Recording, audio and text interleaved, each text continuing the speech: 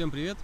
Наступила осень, и теперь можно выбираться в лес и наслаждаться видами этой красивой поры года. Сегодня мы пьем чай на природе. Здесь мы находимся в черте города, такой небольшой лесок. Я думаю, кто-то из местных узнает его, пока не буду рассказывать о нем, немного позже. Сегодня мы будем пить шупуэр. Это россыпь, это довольно такой необычный чай. Я честно скажу, я его первый раз с ним сталкиваюсь, именно с такой россыпью. То есть у меня была россыпь более такая аккуратная, более маленькие листики, молодые, наверное. Ну вот так вот выглядит чай. По внешнему виду он похож на кирпич старого товарища. По цвету здесь много коричневого,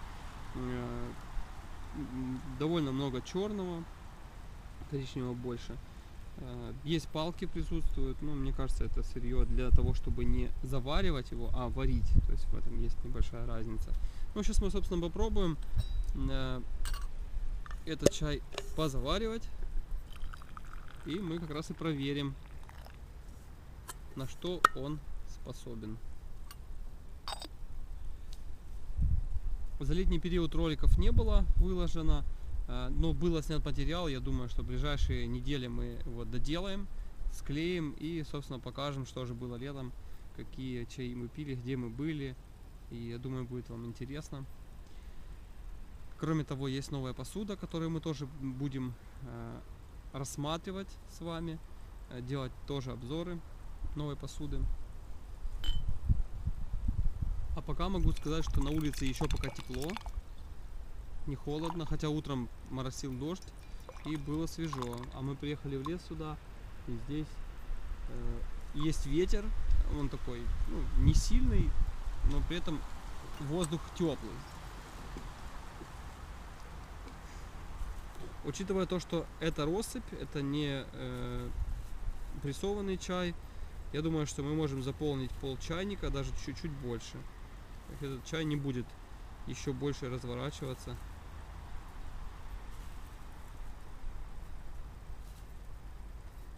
В объеме. Как сказал продавец этого чая, чай долго держит постоянный вкус. Ну, то есть, допустим, мы его сейчас заварим, этот чай. Первые 2-3 проглива, и дальше вкус будет ровный, ровно до самого конца. Ну, вот как раз мы это и проверим.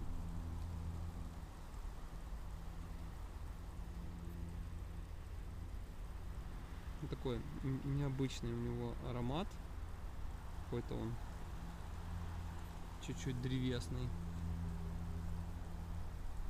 Нету такого орехового послевкусия, аромата.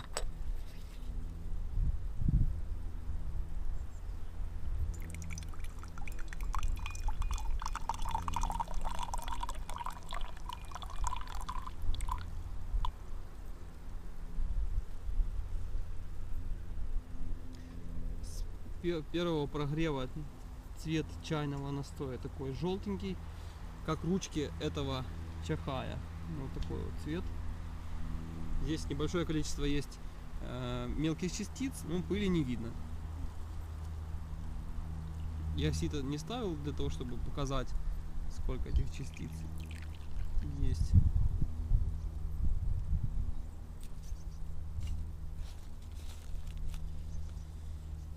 Хорошо, сегодня очень тихо.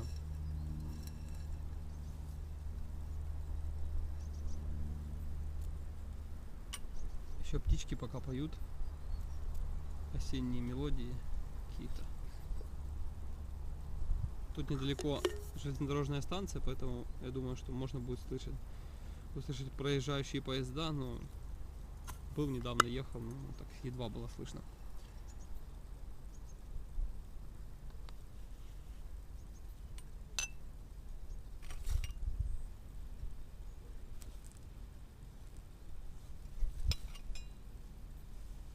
Такое интересное место, здесь очень много таких холмов, маленьких холмиков, и очень густо засажена здесь сосна.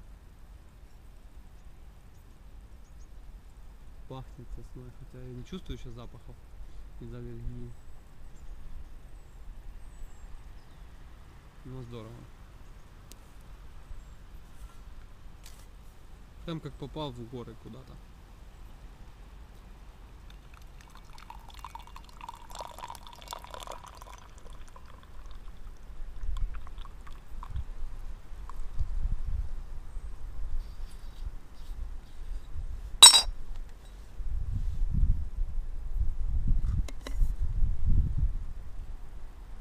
И шум ветра такой, как в горах.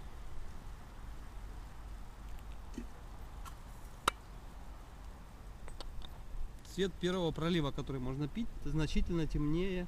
Он похож на красный чай по цвету. Такая у нас чайная шишка.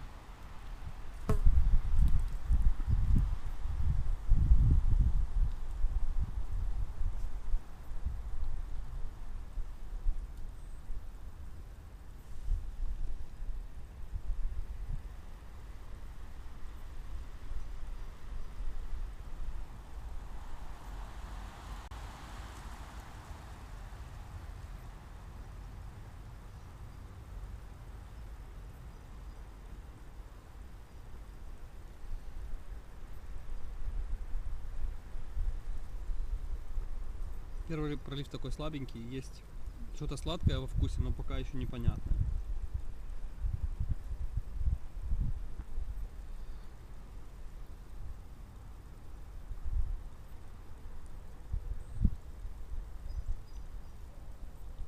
Все-таки есть небольшое количество пыли в заварке.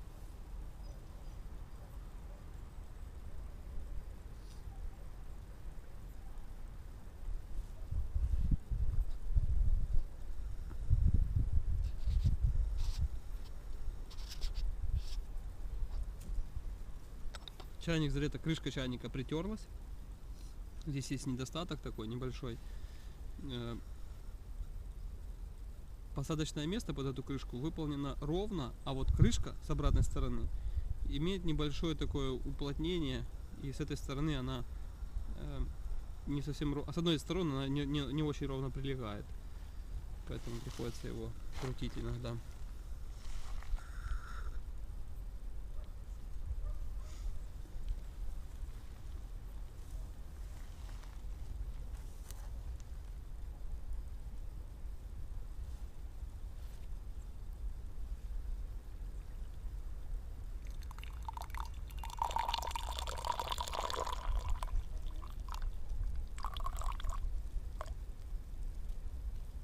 Заваривали мы крутым кипятком этот чай, поэтому я не думаю, что должны возникнуть какие-то вопросы, касающиеся температуры. Ну, то есть бывает чай, например, сухой, старый, не заваривается горячей водой, надо заваривать его крутым кипятком. Ну, посмотрим, как оно будет. Я помню тогда на рассвете, когда мы заваривали этот чай, вернее, сухой чай, он заварился плохо, потому что температура воды была недостаточно высокая. Но пока мы доехали, вода остыла. Цвет настоя потемнел и немножко помутнел.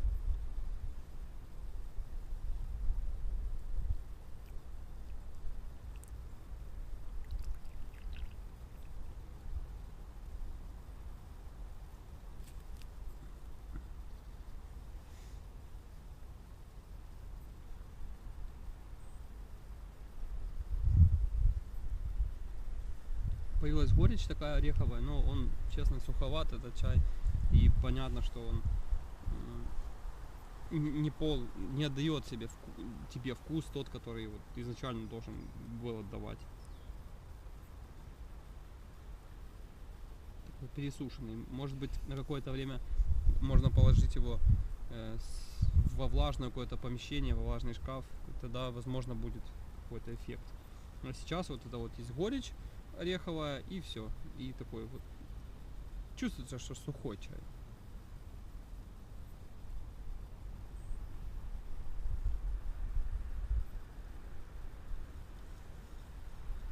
И пыль дает о себе знать немножко.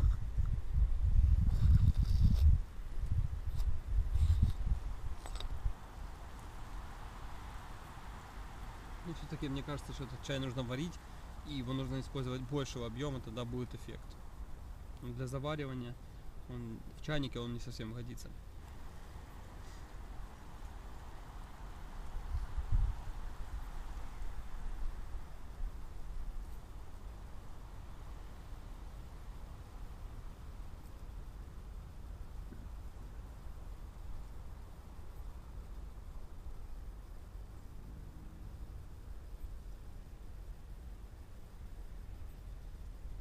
Деревья скрипят.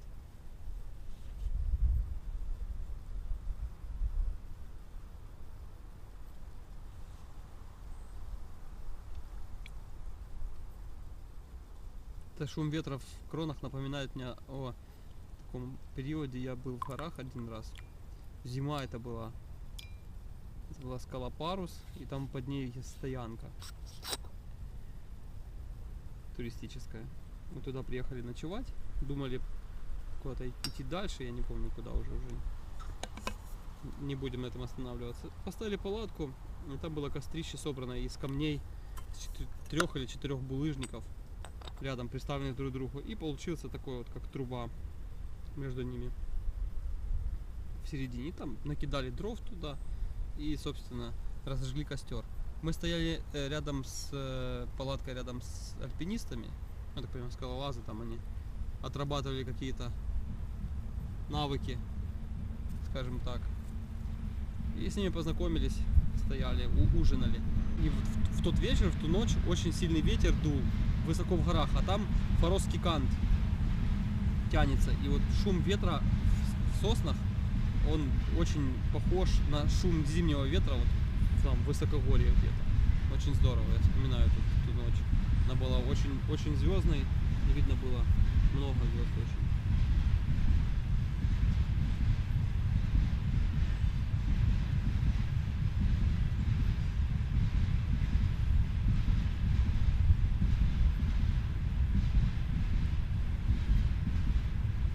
Вкус этого чая не меняется, ну, как продавец сказал, вот так оно и могу подтвердить.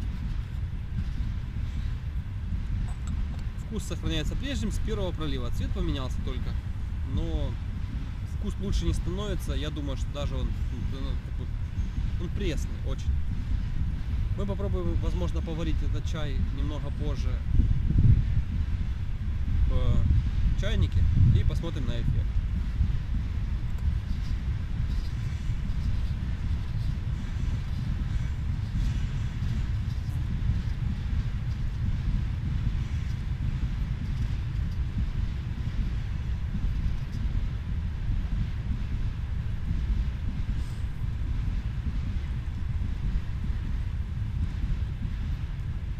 Поезд товарняк поехал.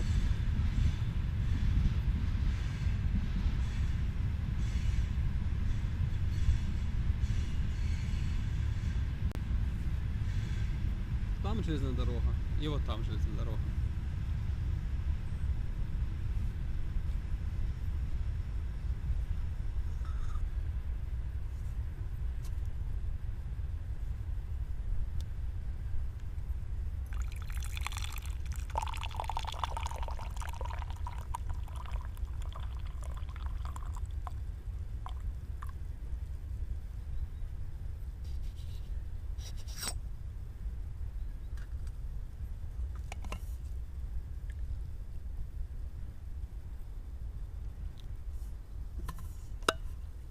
Чай похож на кирпич старого товарища, только он немножко вкуснее, чем этот кирпич старого товарища, который когда-то мы заказывали в интернет-магазине. Он приехал к нам пересушенный. Это, считайте, была пыль с сухим листом. Но здесь он немного лучше.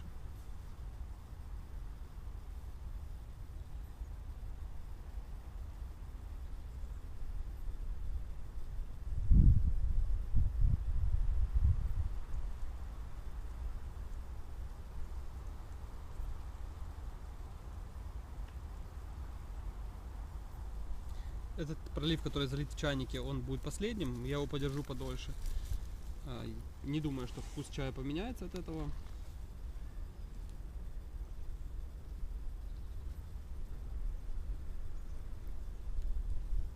Да, такой же вкус, как и у первого пролива.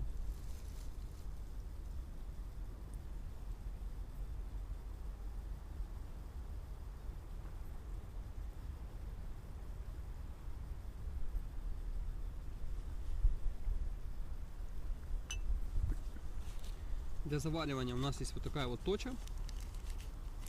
Такая необычная. Я первый раз такую покупаю. У нее есть наклейка с голограммой 100-граммовая. На ней написано V93.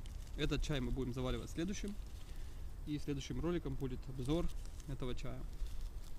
А пока в отношении чая, который мы сейчас пьем, я могу точно сказать, что он не для заваривания ни в гайване, ни в чайнике. Я думаю, его нужно только варить. Поэтому, если столкнетесь с подобным сырьем, то, мне кажется, эффект вы получите точно такой же, как получил сейчас я от заваривания этого чая в чайнике.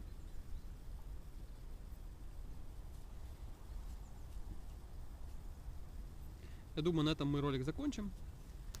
Ставьте лайк, подписывайтесь на наш канал. Ну и в лесу хорошо. Всем пока.